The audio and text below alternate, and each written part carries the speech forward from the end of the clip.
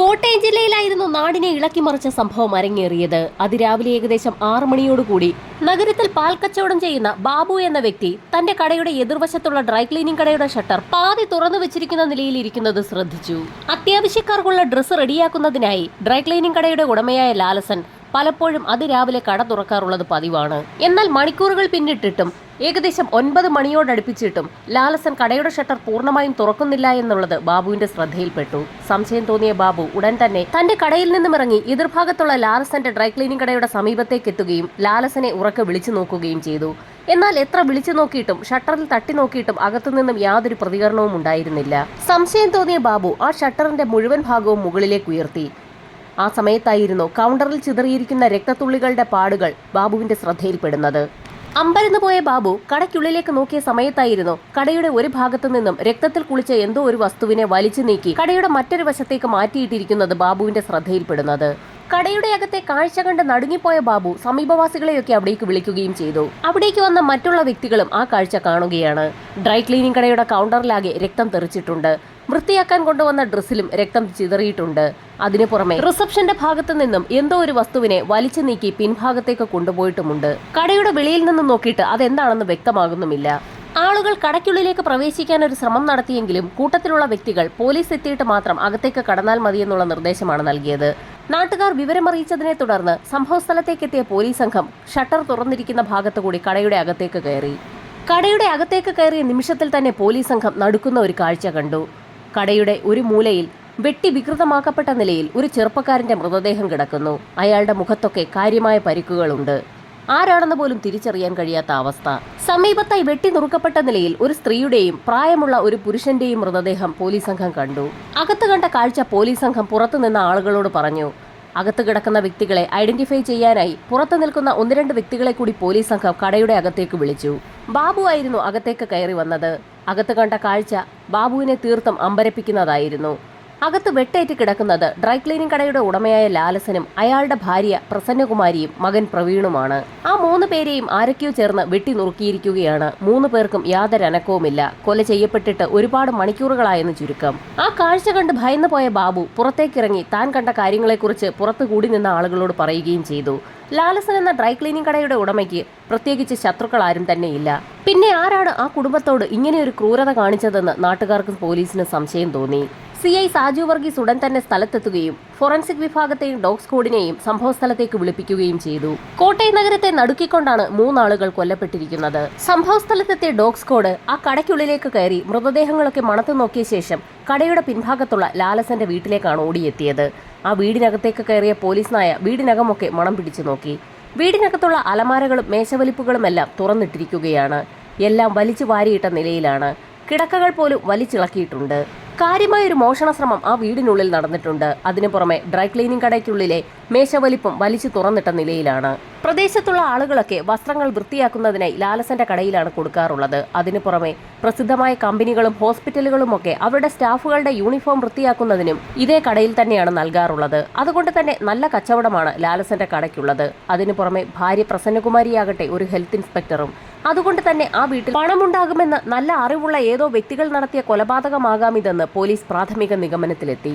ആ വീടിനുള്ളിലൊക്കെ മണം പിടിച്ചു നോക്കിയ പോലീസ് നായ വീണ്ടും ഡ്രൈ ക്ലീനിംഗ് കടയുടെ സമീപത്തെത്തുകയും കോട്ടയം റൂട്ടിലേക്ക് അല്പദൂരം ഓടുകയും ചെയ്തു. സമീപത്തുള്ള ഓട്ടോ സ്റ്റാൻഡിന് സമീപത്തെത്തിയ പോലീസ് നായ അതിന്റെ ഓട്ടം അവസാനിപ്പിച്ചു.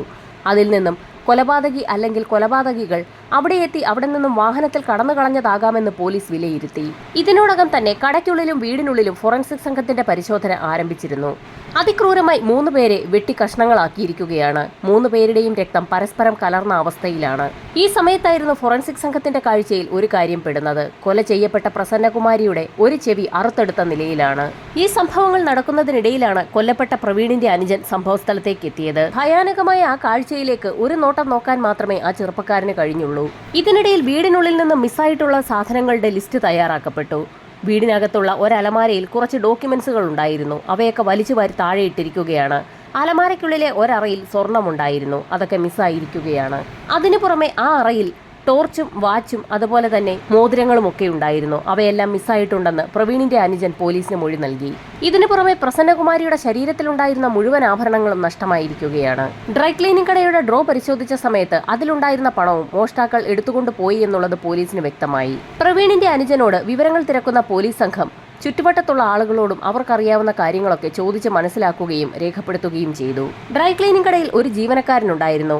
നേരം വെളുത്ത് ഇത്രയും സമയമായിട്ടും അയാൾ കടയിലേക്ക് എത്തിയിട്ടില്ല. അക്കാര്യം നോട്ട് ചെയ്ത ബാബുവാണ് അത് പോലീസിനെ അറിയിച്ചത്. രാവിലെ ഏകദേശം 9 മണിയോടുകൂടി അയാൾ കടയിലേക്ക് എത്തേണ്ടതാണ്. ഒരു പക്ഷേ മരണവാർത്ത അറിഞ്ഞുകൊണ്ട് ഭയന്ന് അയാൾ കടയിലേക്ക് എത്താത്തതാകാമെന്ന് ആളുകൾ ധരിച്ചു. ഉത്തർപ്രദേശിലെ മധുര ജില്ലയിൽ നിന്നെത്തിയ ജയ്സിംഗ് എന്ന വ്യക്തിയാണ് കടയിലെ ജീവനക്കാരൻ. അയാളെക്കുറിച്ചുള്ള കൂടുതൽ കാര്യങ്ങൾ പോലീസ് സംഘം പ്രവീണിന്റെ അനുജനോട് ചോദിച്ചറിഞ്ഞു. ഏകദേശം 2 മാസം മുൻപാണ് അയാൾ ജോലിക്കെത്തിയത്. അയാളെക്കുറിച്ച് കിട്ടാവുന്ന വിവരങ്ങളെല്ലാം പോലീസ് സംഘം ശേഖരിക്കുന്നതിനിടയിൽ കടയ്ക്കുള്ളിൽ ഇൻക്വസ്റ്റ് നടപടികൾ പുരോഗമിക്കുകയായിരുന്നു. ഇൻക്വസ്റ്റ് നടപടികൾ പൂർത്തിയാക്കിയ മൃതദേഹങ്ങൾ പോസ്റ്റ്മോർട്ടത്തിനായി കോട്ടയം മെഡിക്കൽ കോളേജിലേക്ക് ഷിഫ്റ്റ് ചെയ്തു. പോലീസ് സംഘം ആദ്യഘട്ടത്തിൽ കൊല്ലപ്പെട്ട 3 പേരുടെയും ടെലിഫോൺ നമ്പറുകൾ കേന്ദ്രീകരിച്ച് ഒരു അന്വേഷണം നടത്താൻ തീരുമാനിക്കുകയും അവരുടെ നമ്പറുകൾ സൈബർ സെല്ലിന് കൈമാറുകയും ചെയ്തു. 3 പേരുടെയും ഫോണുകളിലേക്ക് ഏതെങ്കിലും തരത്തിലുള്ള ഭീഷണി കോളുകൾ വന്നിട്ടുണ്ടോ എന്ന് കൂടി ചെക്ക് ചെയ്യാൻ സൈബർ സംഘത്തിന് പോലീസുകാർ നിർദ്ദേശം നൽകി. തൊട്ടടുത്ത ദിവസം തന്നെ പോസ്റ്റ്മോർട്ടം റിപ്പോർട്ടും പുറത്തു വന്നു. തീർത്ത് നടുക്കുന്ന റിപ്പോർട്ടായിരുന്നു പുറത്തു വന്നത്. കൊല ചെയ്യപ്പെട്ട പ്രവീണിന്റെ പുറത്ത് അതിശക്തമായി വൈദ്യുതാഘാതമേറ്റിട്ടുണ്ട്. അതുപോലെ തന്നെ പ്രവീണിന്റെ മുഖത്ത് ആസിഡ് ഒഴിച്ചിട്ടുണ്ട്. ഡ്രൈ ക്ലീനിംഗ് കടയുടെ ആവശ്യത്തിനായി വെച്ചിട്ടുള്ള ആസിഡാണ് പ്രവീണിന്റെ മുഖത്തേക്ക് ഒഴിച്ചിരിക്കുന്നത്. വെട്ടി പരിക്കേൽപ്പിച്ചിട്ടും ആസിഡ് ഒഴിച്ചിട്ടും പ്രവീൺ മരിക്കാത്തതുകൊണ്ടാകാം അയാളെ വൈദ്യുതാഘാതം ഏൽപ്പിച്ചിരിക്കുന്നതെന്ന് പോലീസിന് വ്യക്തമായി. മറ്റ് 2 പേരെയും വെട്ടി നുറുക്കിയിരിക്കുകയാണ്. രാത്രി ഏകദേശം 11:30-ക്കും 12:30-ക്കും ഇടയിലാണ് ആ കൊലപാതകങ്ങളെല്ലാം നടന്നിരിക്കുന്നത്. ഇതേ സമയത്തായിരുന്നു സൈബർ സെല്ലിന്റെ ഭാഗത്തു നിന്നും മറ്റൊരു റിപ്പോർട്ട് പോലീസിനെ തേടിയെത്തുന്നത്. ആ 3 ഫോണുകൾ പരിശോധനയ്ക്ക് വിധേയമാക്കിയെങ്കിലും അസ്വാഭാവികമായി ഒന്നും തന്നെ കണ്ടെത്താൻ സൈബർ സെല്ലിന് കഴിഞ്ഞിട്ടില്ല. എന്നാൽ ആ 3 ഫോണുകളിൽ 2 ഫോണുകൾക്ക് ഒരു പ്രത്യേകതയുണ്ട്. ആ 2 ഫോണുകളിലേക്ക് ഒരേ നമ്പറിൽ നിന്ന് കോളുകൾ വന്നിട്ടുണ്ട്. ലാലസന്റെയും പ്രവീണിന്റെയും ഫോണിലേക്കാണ് ഒരേ നമ്പറിൽ നിന്ന് കോള് വന്നിട്ടുള്ളത്. ആ കോൾ കേന്ദ്രീകരിച്ച് ഒരു അന്വേഷണം നടത്തിയപ്പോൾ അതൊരു ഹരിശങ്കറിന്റെ നമ്പറാണെന്നുള്ള വിവരമാണ് പോലീസിന് ലഭിച്ചത്. ഹരിശങ്കർ എന്ന വ്യക്തി കിംസ് ഹോസ്പിറ്റലിലാണ് വർക്ക് ചെയ്യുന്നത്. അയാളെ ഉടൻ തന്നെ പോലീസ് സംഘം കോൺടാക്ട് ചെയ്യുകയും ചെയ്തു.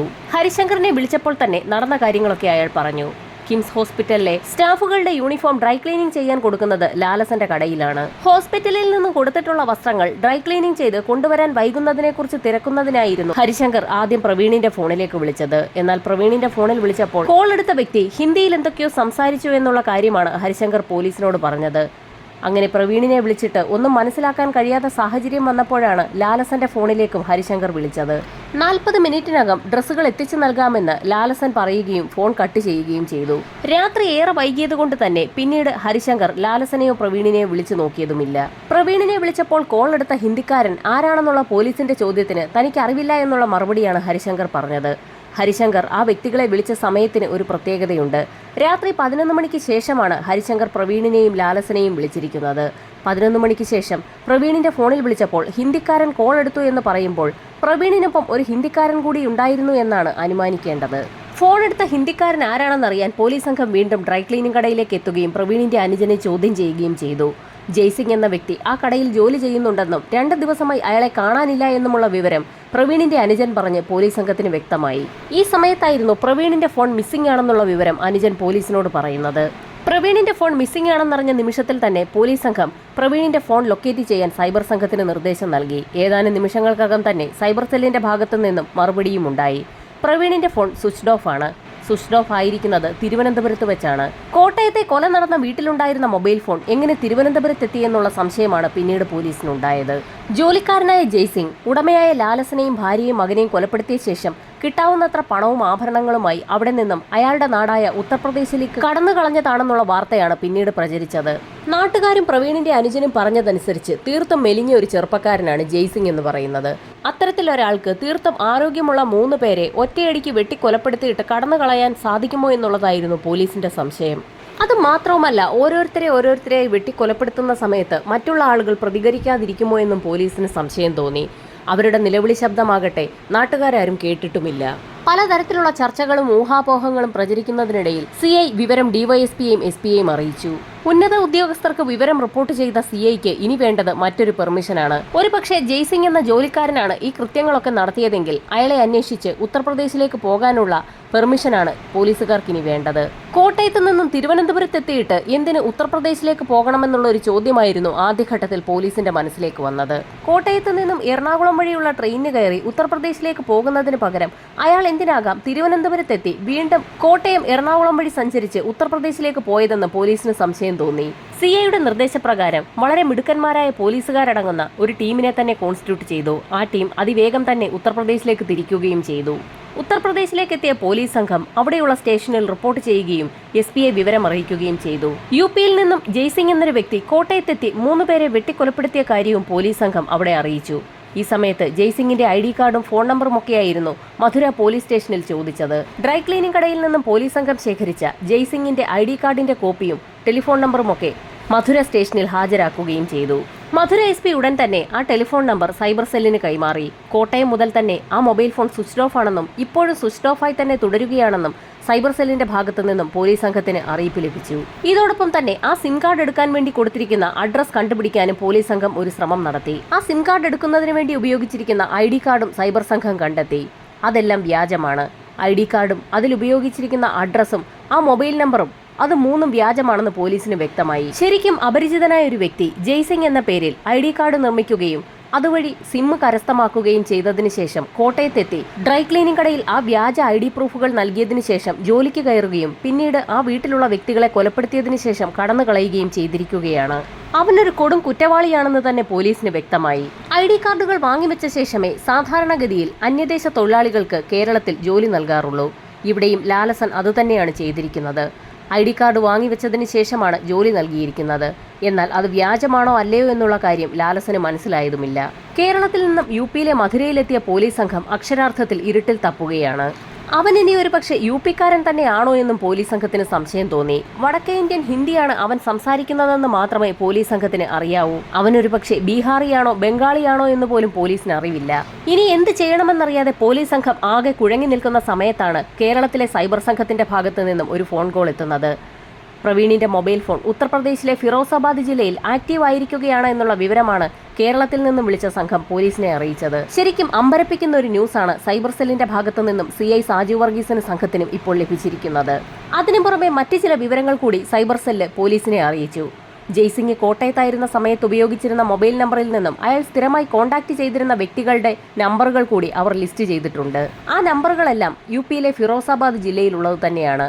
ആ നമ്പറുകളിൽ ഒന്നിലേക്ക് ഇപ്പോൾ പ്രവീണിന്റെ ഫോണിൽ നിന്നും കോൾ പോയിരിക്കുകയാണ്. ഫിറോസാബാദിൽ കൊല്ലപ്പെട്ട പ്രവീണിന്റെ മൊബൈൽ ഫോൺ ആക്റ്റീവായതിനു ശേഷമാണ് ആ കോൾ പോയിരിക്കുന്നത്. തീർത്തും പോലീസ് സംഘത്തിന് ആശ്വാസകരമായൊരു വാർത്ത തന്നെയായിരുന്നു അത്.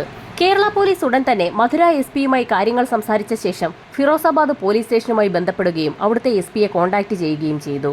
ഒരു നിമിഷം പോലും പാഴാക്കാതെ മിടുക്കരായ കേരള പോലീസ് ഉടൻ തന്നെ ഫിറോസാബാദിലെത്തി. ഫിറോസാബാദിലെ സൈബർ സെല്ലുമായി ബന്ധപ്പെട്ട് ഉടൻ തന്നെ ഫിറോസാബാദ് SP ആ നമ്പറുകളുടെ ലൊക്കേഷനുകൾ എടുക്കുകയും ചെയ്തു. ജയ്സിംഗിന്റെ സുഹൃത്തുക്കളുടെ നമ്പറുകളാണ് ഇപ്പോൾ ഫിറോസാബാദിലെ ആ സൈബർ സെല്ല് നോട്ട് ചെയ്തു വെച്ചിരിക്കുന്നത്. ആ നമ്പറിലേക്ക് ഈ നിമിഷം ഫിറോസാബാദിലെ പോലീസ് സംഘം ബന്ധപ്പെട്ട് കഴിഞ്ഞാൽ ആ വ്യക്തികൾ ഉടൻ തന്നെ ആ വിവരം ജയ്സിംഗിനെ അറിയിച്ചേക്കാം. അങ്ങനെ സംഭവിച്ചാൽ ജയ്സിംഗ് ഉടൻ തന്നെ ആ സ്ഥലത്തു നിന്ന് മുങ്ങാൻ സാധ്യതയുണ്ട്. അങ്ങനെ ഒരു കാര്യം സംഭവിക്കാതെ തന്നെ ആ നമ്പറുകളുടെ ഉടമകളെ കോൺടാക്ട് ചെയ്യാൻ പോലീസ് സംഘം തീരുമാനിച്ചു. ഇതിനിടയിൽ പ്രവീണിന്റെ മൊബൈൽ ഫോൺ സ്വിച്ച് ഓഫ് ആവുകയും ചെയ്തു. ഫിറോസാബാദിലെത്തി തന്റെ കൂട്ടുകാരനെ കോൺടാക്ട് ചെയ്യാൻ വേണ്ടി മാത്രമാണ് ജയ്സിംഗ് പ്രവീണിന്റെ ആ മൊബൈൽ ഫോൺ ഉപയോഗിച്ചിരിക്കുന്നത്. ജയ്സിംഗ് അറിയാതെ തന്നെ അവന്റെ സുഹൃത്തുക്കളെ കോൺടാക്ട് ചെയ്യാൻ പോലീസ് സംഘം വിശദമായൊരു പ്ലാൻ തന്നെ തയ്യാറാക്കി. അതിനായി വീണ്ടും ആ വ്യക്തികളുടെ ടവർ ലൊക്കേഷനുകൾ ഒന്നുകൂടി വിശദമായി പരിശോധിച്ചു. അതിനു പുറമെ ആ നമ്പറുകളുടെ ഉടമകളുടെ ID പ്രൂഫ് കൂടി സൈബർ സെല്ലിന്റെ ഭാഗത്തു നിന്നും സംഘടിപ്പിച്ചു. വിശ്വസിക്കാൻ കഴിയുന്ന കുറച്ച് പോലീസുകാരെ ഫിറോസാബാദ് SP കേരളത്തിൽ നിന്നുള്ള CI സാജു വർഗീസിന് ടീമിന് ഹാൻഡ് ഓവർ ചെയ്തു.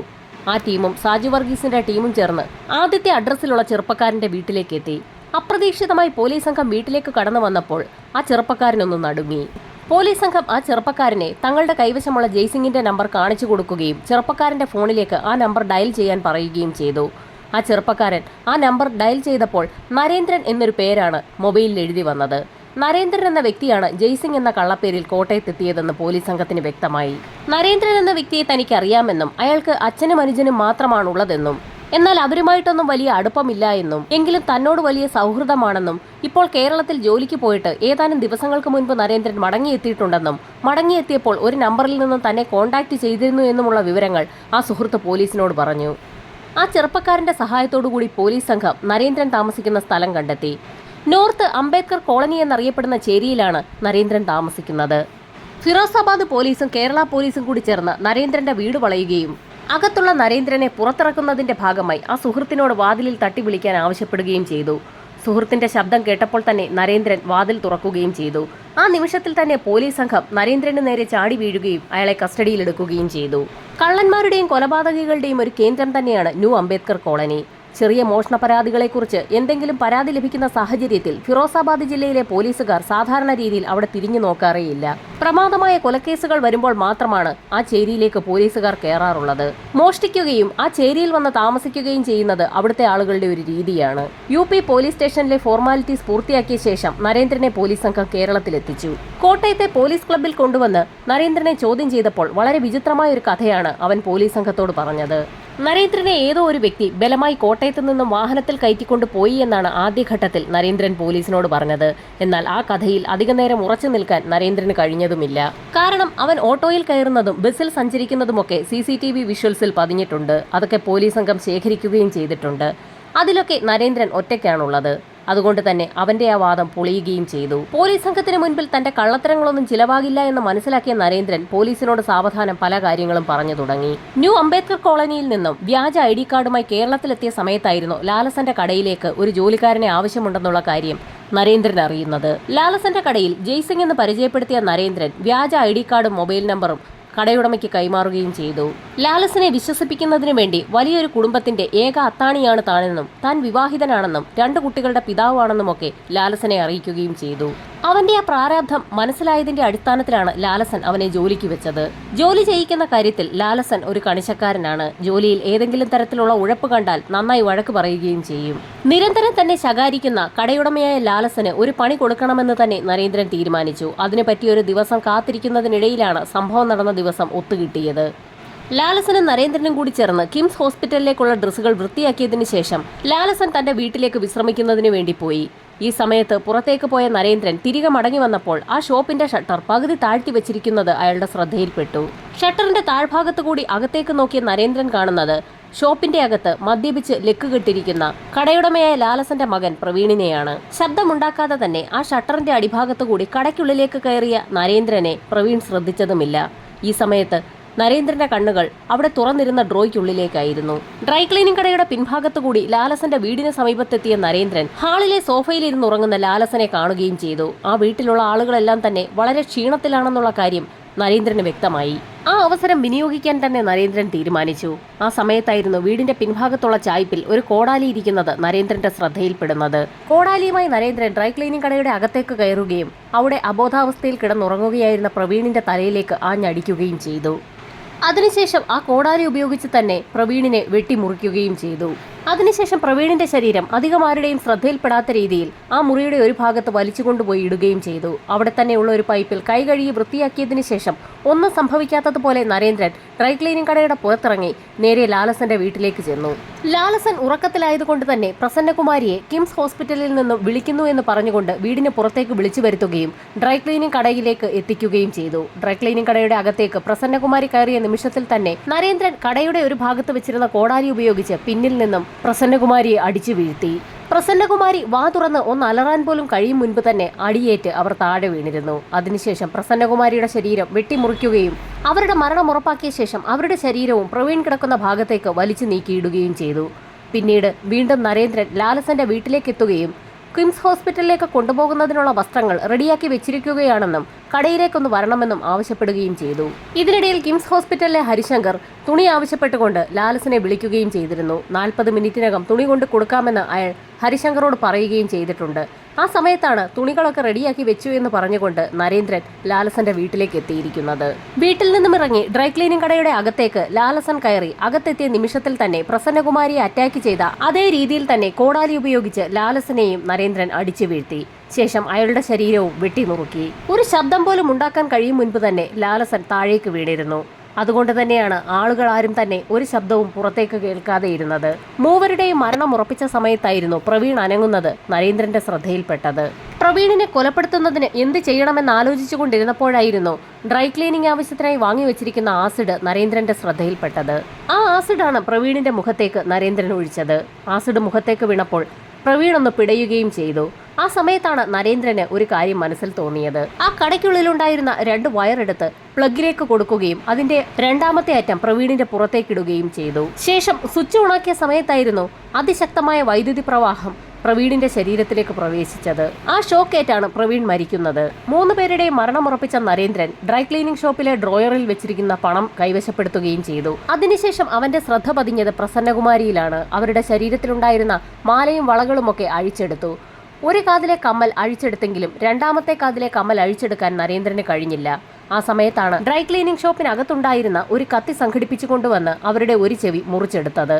അതിനുശേഷം ഡ്രൈ ക്ലീനിംഗ് കടയിൽ നിന്നിറങ്ങി ലാലസന്റെ വീട്ടിലേക്കെത്തിയ നരേന്ദ്രൻ അവിടെ അലമാരിക്കകത്തു നിന്നും ഒരു ബാഗ് കൈവശപ്പെടുത്തുകയും ആ ബാഗിനുള്ളിലേക്ക് അറുത്തെടുത്ത ചെവി വെക്കുകയും ചെയ്തു. പോലീസുകാരെ കൺഫ്യൂസ് ചെയ്യിപ്പിക്കാൻ ആ വീട്ടിലുണ്ടായിരുന്ന പല ഡോക്യുമെന്റുകളും ആ ബാഗിനുള്ളിലേക്ക് നരേന്ദ്രൻ എടുത്തു വെച്ചു. അതിനുശേഷം അലമാരകളും ഡ്രോകളും ഒക്കെ തുറന്ന് അവിടെയുണ്ടായിരുന്ന സ്വർണവും പണവും ഒക്കെ കൈവശപ്പെടുത്തുകയും അവയൊക്കെ ബാഗിലേക്ക് എടുത്തു വെക്കുകയും തിരികെ ഡ്രൈ ക്ലീനിംഗ് കടയുടെ സമീപത്തേക്ക് എത്തുകയും ചെയ്തു.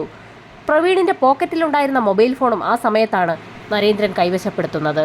അപ്പോഴും കടയുടെ ഷട്ടർ പാതി തുറന്ന നിലയിലായിരുന്നു. ഷട്ടർ ഇട്ടുകഴിഞ്ഞാൽ നാട്ടുകാർ ശബ്ദം കേട്ടാലോ എന്ന് കരുതി ഷട്ടർ അങ്ങനെ തന്നെ വെച്ചതിന് ശേഷം നരേന്ദ്രൻ അവിടെ നിന്നും നടന്ന് സമീപത്തുള്ള ഓട്ടോ ജംഗ്ഷനിലേക്ക് എത്തി. അവിടെ നിന്നും ഒരു ഓട്ടോ പിടിച്ച് കോട്ടയത്തേക്കാണ് നരേന്ദ്രൻ പോയത്.